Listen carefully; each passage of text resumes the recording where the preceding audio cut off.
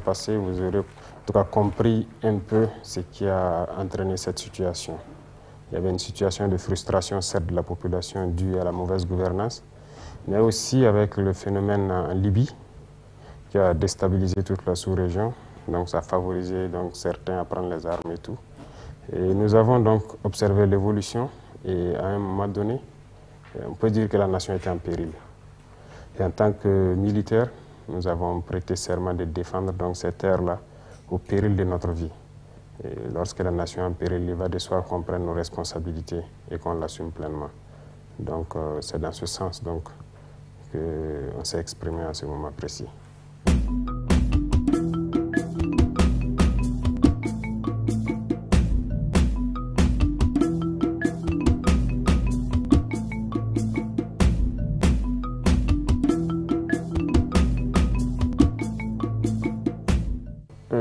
Je dirais que oui, le moment était très difficile.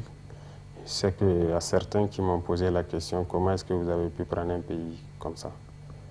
Et je les ai dit, c'est ma patrie, c'est mon pays. Nous n'irons nulle part, on ne va pas s'exiler, on n'ira pas être des militaires dans d'autres légions ailleurs. Et nos ancêtres nous ont légué des terres, il va de soi que nous léguons de meilleures terres à nos enfants. Ça, c'est un devoir. Et vous avez dit donc... le néocolonialisme et le terrorisme, ce sont des phénomènes liés en fait. Le terrorisme n'est qu'une manifestation du néocolonialisme.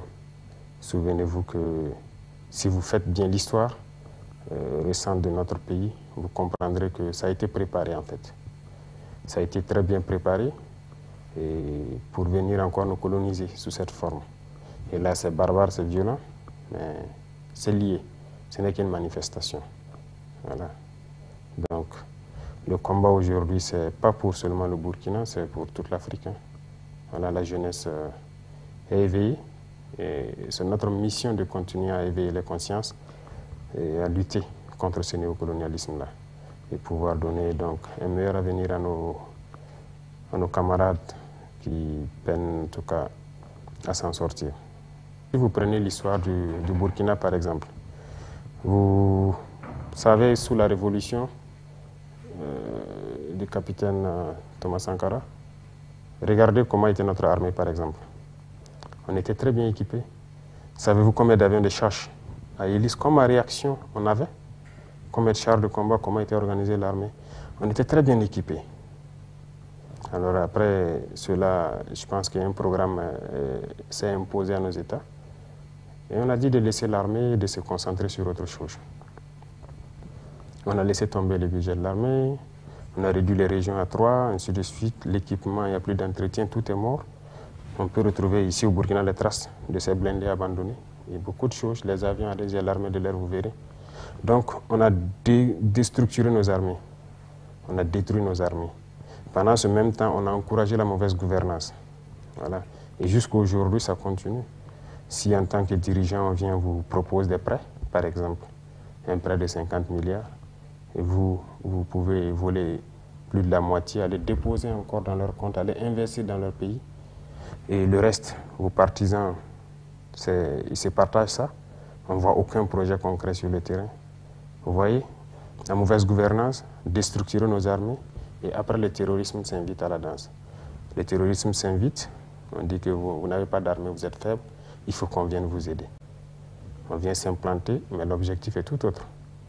Donc c'est un schéma, c'est très bien préparé, donc il faut comprendre ça comme ça.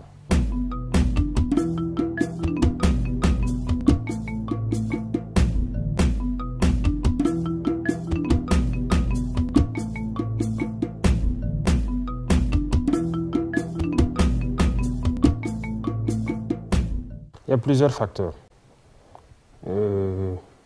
Sous Blaise Compaoré, je sais qu'il y a des terroristes qui logeaient ici. Je sais que vous avez appris cela. Les IAG à Galé aujourd'hui, chef de Guinée et tout ça, ils étaient ici. Beaucoup étaient logés ici, ça c'est une chose. Vous avez aussi pu voir l'influence négative peut-être qu'on a eue voilà, dans la sous-région, les prises d'otages et tout ça.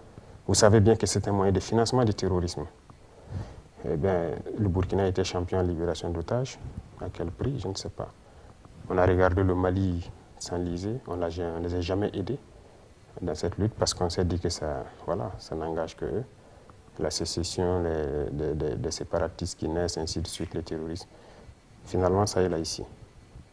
Donc il y a ce paramètre qui est là. L'autre chose, c'est l'entretien de la mauvaise gouvernance, comme je vous ai dit. Les impérialistes n'aiment pas ceux-là qui pensent peut-être à leur peuple. Non.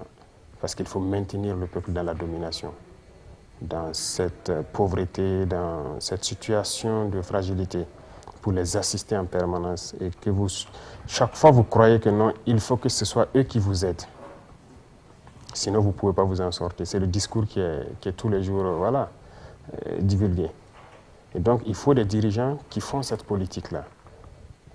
Ça les arrange.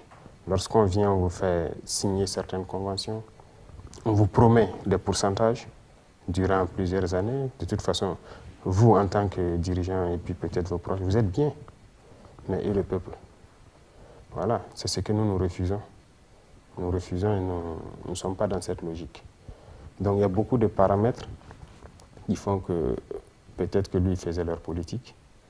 Donc il y avait cette stabilité. Mais comme je dis aussi, c'était préparé. Quoi qu'on dise, l'armée s'est déstructurée depuis ces années-là. Et le terrorisme est arrivé.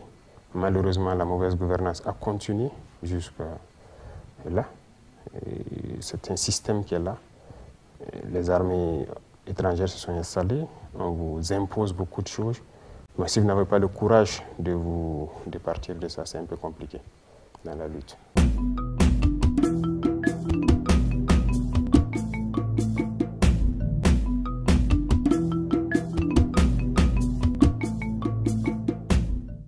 D'abord, il faut peut-être faire une petite enquête des jeunes officiers qui étaient sur le terrain.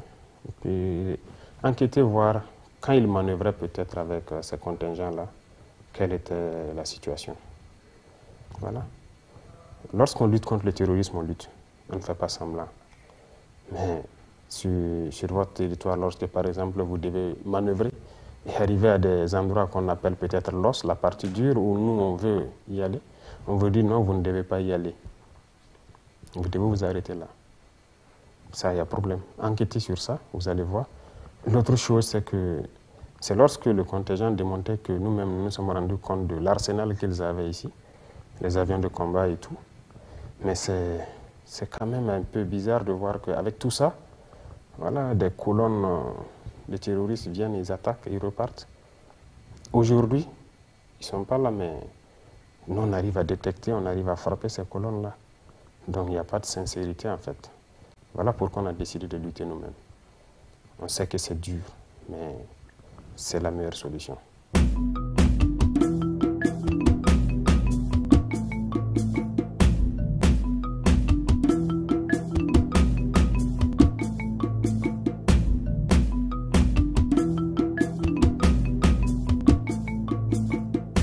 Cette politique, ce n'est pas uniquement la défense. Nous avons décidé de tout faire de façon endogène. Même l'économie, vous avez, si vous suivez l'actualité, vous comprendrez que quand on met en place l'APEC, par exemple, c'est pour nous financer nous-mêmes notre propre économie. La défense aussi, c'est pareil. Vous allez jusqu'aux ressources naturelles, on veut l'exploiter nous-mêmes. On ne veut pas continuer à laisser dilapider les ressources, il faut que ça profite au Burkinabé. Donc, en matière de défense, c'est normal. Nous avons atteint un niveau assez critique dans ce conflit. Voilà, ce terrorisme-là qui endeuille nos familles. Il y va de soi qu'on essaie d'impliquer tout le monde. Et ce n'est pas la première fois que ça arrive. Je suis déçu de voir certaines personnes. En fait, c'est ça aussi l'impérialisme. On tente toujours à vous dire que vous devez faire ce qu'eux veulent, mais pas réfléchir de vous-même pour trouver une solution.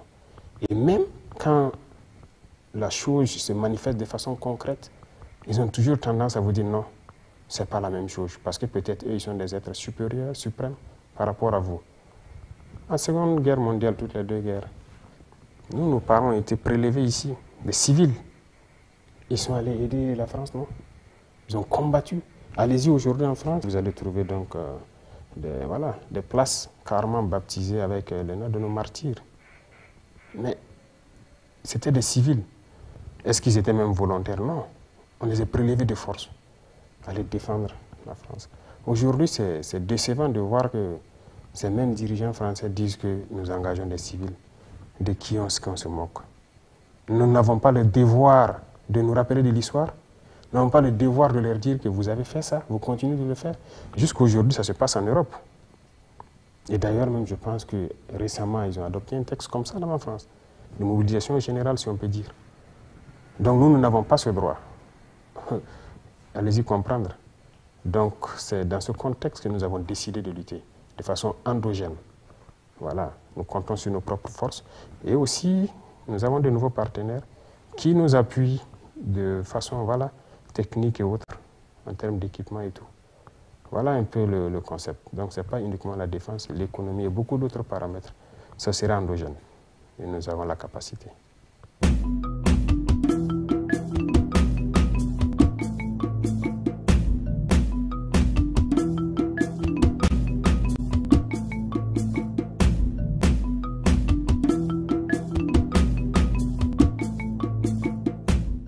Liberté d'expression. Eux, ils ont fermé des radios aussi, non? Vous savez que même en 2022-2023, ils ont fermé des radios. Donc la liberté d'expression doit s'imposer chez nous, ça ne doit pas s'imposer sur eux. Et là, il y a problème. Ou bien nous ne sommes pas des êtres au même titre. Donc là, il y a un problème. Lorsqu'ils ont jugé que les radios ne sont pas bien pour eux, ils ont fermé. Mais ici, les radios qui font des propagandes, qui cherchent à donner plus d'aura à l'ennemi, à faire amplifier le conflit et tout, nous allons fermer. Ce n'est pas seulement occidental, même les radios locales qui s'alignent dans le sens de l'impérialisme, on va fermer. Il n'y aura pas de sentiment sur ce volet. Parce que tout ce qu'ils divulguent, la propagande qu'ils font, ça tend à chaque fois donner en fait, une autre vision du conflit, ensuite à amplifier le conflit, à donner une autre idée du conflit, c'est-à-dire ils veulent changer la mentalité de nos peuples en fait. Tout ce qu'il dit, c'est dans ce sens. Écoutez très bien actuellement les événements qui se passent. Lorsqu'ils prennent la parole, ces journalistes-là, c'est partisan. Voilà, donc nous n'allons pas accepter cela. Nous sommes en guerre et en guerre, il y a une communication à faire. Aujourd'hui, quand vous regardez les conflits dans le monde, lorsqu'ils commandent, vous savez quel parti ils ont pris. Mais nous avons aussi ce droit. Et donc, nous voulons des gens qui vont communiquer, qui vont encourager nos forces, qui vont encourager le peuple qui est très résilient là, à maintenir la pression, à tenir bon et pour qu'on y arrive. Tous ceux qui viendront, qui seront dans le sens contraire, on ne va pas accepter.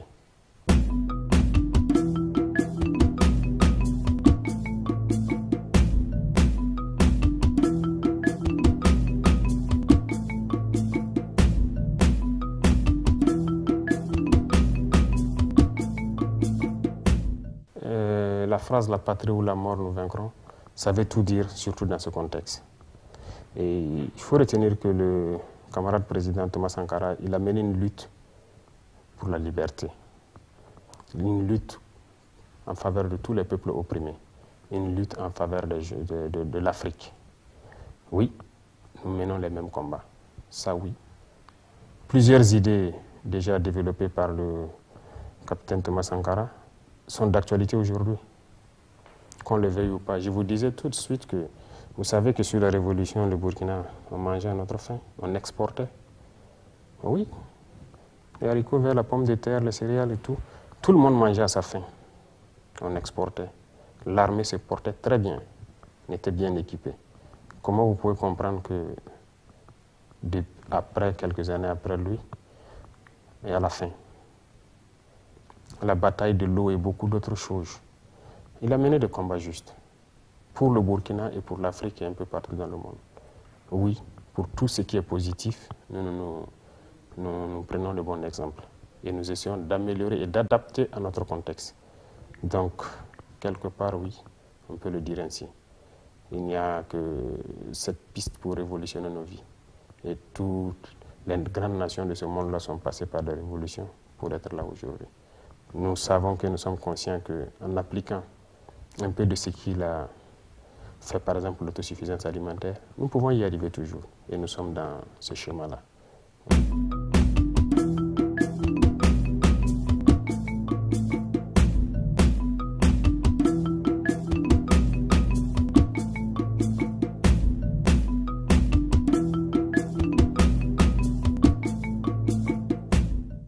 Si vous partez à Niamey, vous vivez un peu, vous revenez par exemple à Fada, vous vivez un peu, vous allez toujours vous croire dans la même ville.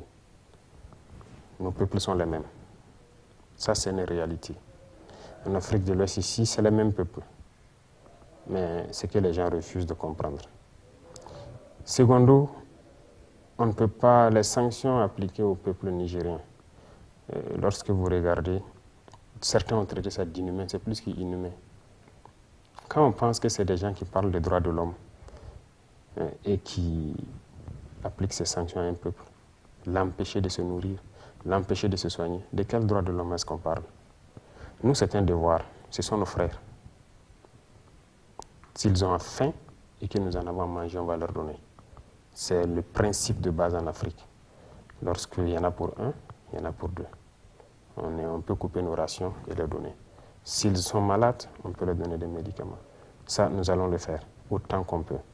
Donc nous soutenons fortement le peuple nigérien sur ce volet. Sur le volet sécuritaire, il faut dire qu'on est liés. Hein. Si on laisse le Niger se désintégrer, tout le monde s'est assis à regarder la Libye en son temps. Oui, on était là, on a suivi. Tout le monde a laissé faire. La Libye s'est désintégrée. On est où maintenant?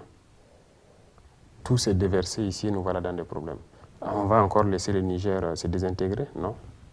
Non. Je disais que nous avons commis des erreurs. Si le Burkina avait soutenu sérieusement le Mali en son temps, soutenu le Niger, le terrorisme n'allait peut-être pas arriver ici.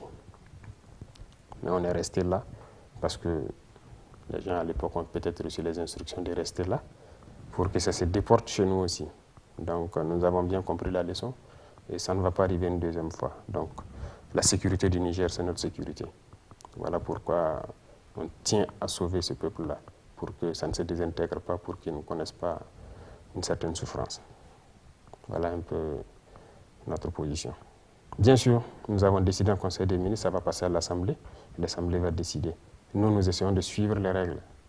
Voilà, l'Assemblée, c'est la représentation du peuple. S'ils décident, eh bien, nous avons l'accord. De toute façon, bien avant ça, on opérait très bien avec l'armée nigérienne. Voilà.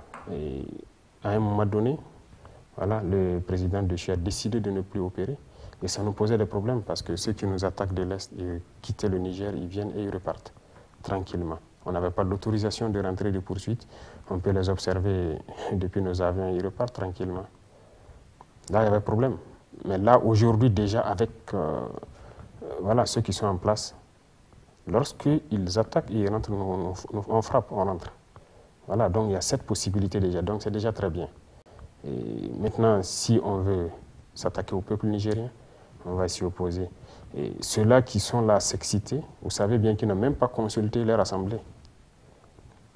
Et même la CEDEAO, il y a une assemblée à la CEDEAO, elle n'a pas été consultée.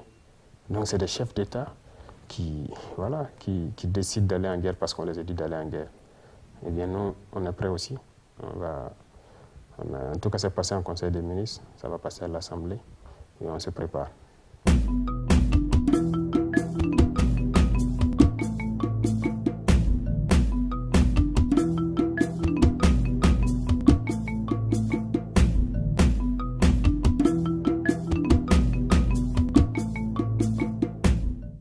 Beaucoup d'États sont dans cette lutte de libération. Parce que, comme vous l'avez dit, c'est le néocolonialisme. Beaucoup d'États sont dans cette lutte actuellement. Et déjà, donc, on ne peut pas être isolé. Parce que nous sommes amis à ces luttes-là, à ces États-là. Tout le monde lutte aujourd'hui pour un monde multipolaire. Donc, nous avons des partenaires dans le même sens. Ça ne peut pas nous isoler. Au contraire, ça renforce nos liens avec d'autres. Parce que ce néocolonialisme, il faut que... C'est de l'esclavage. Ça doit s'arrêter. Et beaucoup de peuples sont dans cette lutte, donc moi je ne pense pas que ça puisse nous isoler. Et d'ailleurs, comme je dis, à l'intérieur, nous avons des capacités, nous avons des potentialités, nous avons beaucoup de choses que nous pouvons développer nous-mêmes. Il y a des États qui ont été isolés, mais quand vous êtes isolé, vous n'avez pas le choix, vous êtes obligé de tout développer. Nous en sommes capables aussi, donc on ne craint pas trop.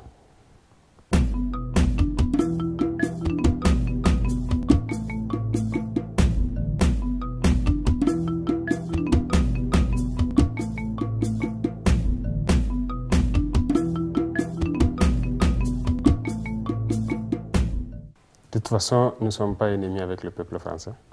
C'est la politique de ceux qui dirigent la France qui pose problème en Afrique. Donc, tant qu'un État n'est pas dans un esprit impérialiste, un esprit d'esclavagisé, il n'y a pas de problème. Mais tant qu'il y aura de ces esprits-là, cette idéologie, il y aura problème. Il faut qu'on accepte de se regarder, c'est-à-dire d'égal à égal. Ça, c'est un principe de base. Il faut qu'il y ait le respect. Il faut qu'il y ait le respect. Et tant qu'il n'y aura pas ce respect, ça sera un problème. Il faut qu'on accepte de revoir toute notre coopération. Parce que depuis les indépendances des années 60, on a donné l'indépendance, on a peut-être placé des gens qu'on maîtrise à la tête de certains États. On a amené les gens à signer beaucoup d'accords, beaucoup de choses qui nous empêchent de nous développer. Et quand on dit développer, la première des choses pour nous-mêmes, c'est de pouvoir faire manger le peuple à sa faim et de le mettre en sécurité. Tout ce qu'il y a en Europe ou ailleurs, on peut avoir ça ici. Rien ne nous manque. Nous avons toute la matière première. Nous avons tout sur place. Et nous avons de l'intelligence aussi pour transformer, pour faire beaucoup de choses. Donc, il faut que les gens comprennent ça et qu'on se regarde d'égal à égal et qu'on se respecte. Si les gens sont prêts à ce qu'on relise tous ces textes, de toute façon, on est en train de dénoncer un à un. Chaque fois qu'on lira et que c'est contraire aux intérêts du peuple, on ne va pas accepter. Et donc, il y a des principes de base qu'il faille respecter pour qu'on ait de très bonnes relations. Ce n'est pas uniquement la France avec n'importe quel État. Voilà, les États impérialistes, ce n'est pas uniquement la France. Hein. Il y en a d'autres qui se cachent, mais ils savent ce qu'ils nous font. Et on sait aussi. Donc, c'est avec tous ces États-là, il faut que les gens changent la formule et qu'on se respecte. C'est important.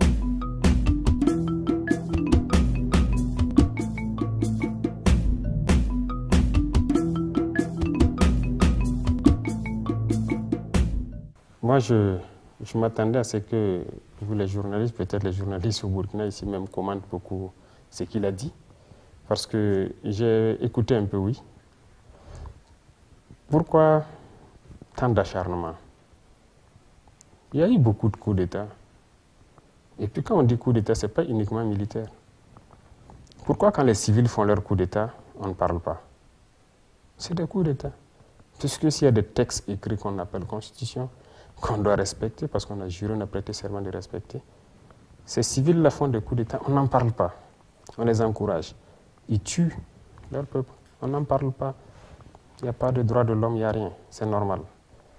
Ils sont reçus et on déroule le tapis rouge. D'autres militaires, peut-être même, sont encouragés. Mais pourquoi au Niger, il y a un problème? Il faut qu'on se pose la question.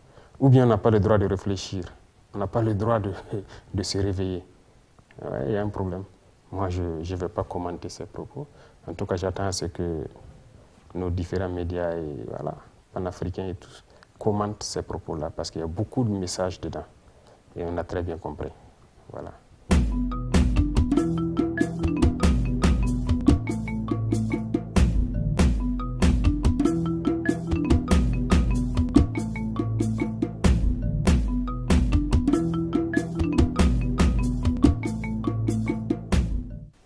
Oui, je peux dire que j'ai déjà lu sur le mouvement. Je pense que vous étiez au secrétariat après la présidence actuellement. J'ai lu l'Azerbaïdjan, je pense que depuis 1991, l'indépendance, on suit un peu ce qui se passe donc après la dislocation, on a lu un peu, et principalement l'Azerbaïdjan, parce que vous savez que nous, Bakou, c'est un peu chez nous aussi. Beaucoup de choses passent par là-bas, donc il va de soi qu'on s'intéresse à l'Azerbaïdjan. Donc, on a suivi avec le président Aliyev l'évolution. On suit jusqu'au PIB, façon donc tout se comporte là-bas. Le peuple, les décisions du peuple vis-à-vis du président et tout. On apprécie beaucoup, et c'est normal qu'on soit non aligné. Aucun État ne veut être soumis à une domination. Donc déjà, on peut dire que nous sommes un État non aligné. Et donc on a lu beaucoup sur le mouvement. Donc sûrement que très bientôt, on pourra échanger autour Mais c'est pour dire que ces États non alignés, si vous lisez, ce sont des États qui aspirent à un monde multipolaire, un monde où on ne s'ingère pas dans leurs affaires internes. Voilà, l'Azerbaïdjan a prouvé qu'ils peuvent. Aujourd'hui, l'industrie militaire se développe très bien. Beaucoup de choses se développent très bien. La production, l'économie, tout se porte très bien. C'est ce qu'on demande en fait. Donc, ça a été endogène et ça fait partie. Donc, tous ces États qui luttent dans ce sens, nous on lit beaucoup, on regarde les modèles et on apprécie. On essaie de tirer le meilleur profit. Et si on peut se rapprocher, c'est l'idéal en fait.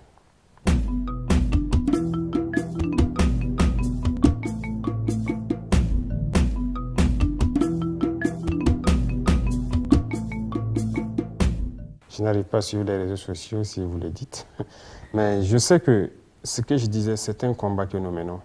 Pas pour le Burkina, mais pour tous les peuples qui aspirent à cette indépendance réelle. Donc, vous avez dit le Mali fait le même combat que nous. Le Niger a entamé le même combat. Donc, à un moment donné de l'histoire, il faut que les gens comprennent que ça ne peut pas toujours être la même chose. Aujourd'hui, les jeunes, si vous regardez le mouvement panafricain, les jeunes ont compris. Ils ont ouvert l'œil.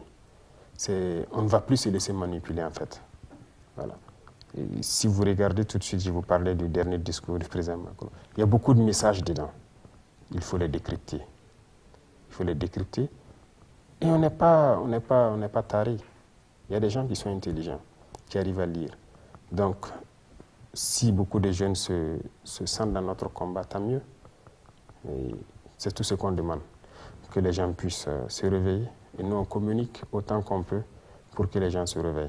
Et je sais que partout en Afrique, il y a des voix qui s'élèvent pour l'indépendance réelle de l'Afrique. Et donc, nous sommes heureux de l'apprendre et on espère pouvoir donner le meilleur de nous-mêmes et être à la hauteur et ne jamais trahir donc, ces peuples qui nous suivent depuis loin.